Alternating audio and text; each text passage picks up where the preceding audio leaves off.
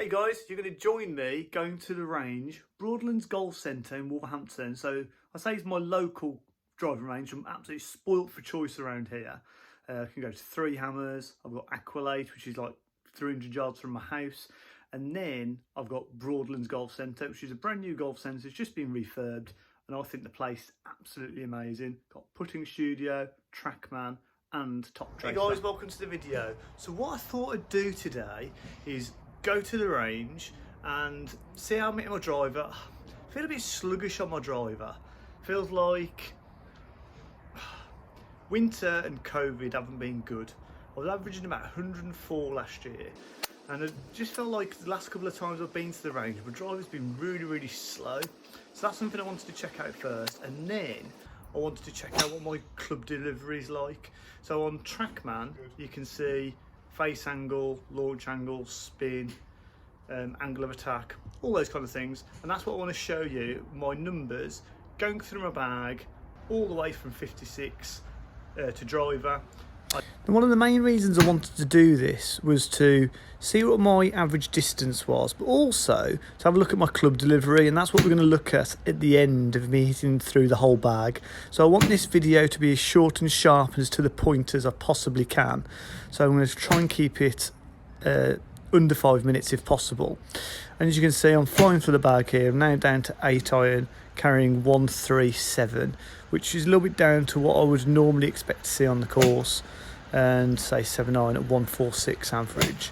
And then it starts to get a little bit more spaced out with these clubs. And I did find that because it was range balls, I'd actually set the unit to premium balls rather than range balls.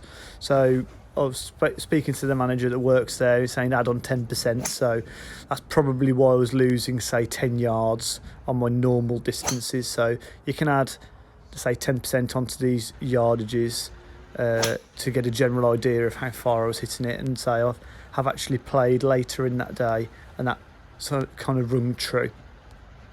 So you can see for the numbers, my average club head speed was 101, backspin was around 2000, and my total rollout was around 250, 255. So not too bad.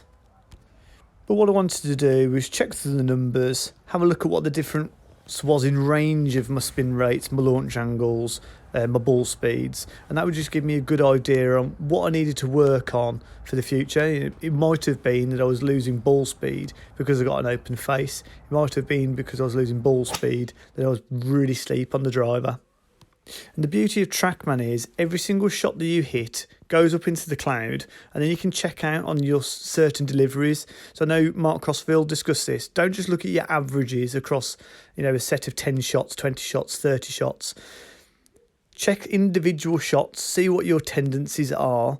You are going to have a few outliers in there where you might have just jumped it over the top. But generally speaking, if you go from every single shot and see what your tendencies are, rather than your average, because you want to see, are you generally coming in with an open face? Is there that odd one that doesn't do the same as everything else? Strike point's so important, isn't it? I was having a look at some of the lowest spinning tee shots. So that was at 1.6 and it barely got in the air.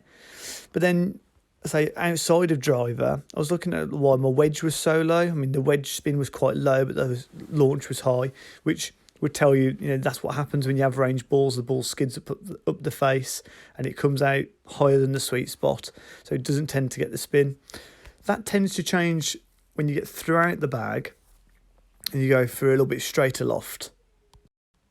The ball doesn't tend to, say, glide up the face as much.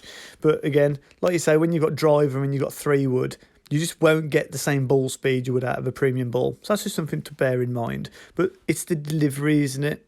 So what's your club path? What's your face to path? What's your attack angle? So I can see on my irons, my attack angle's down onto the ball, so -3, -1, -2, -3. That's all ideal attack angle numbers, really.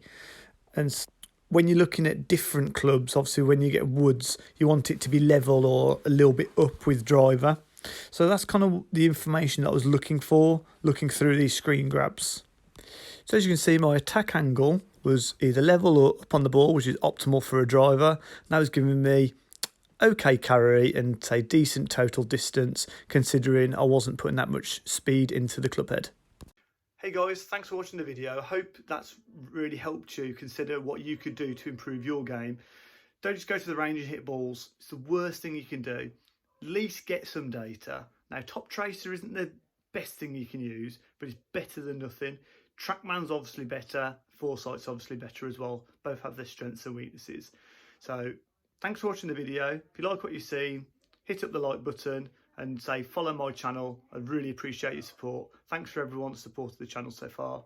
Hope this helps your golf game. Get in the comments down below to tell me if you've done this with your golf game or if you're going to consider doing this in your golf game after watching this video. Cheers guys.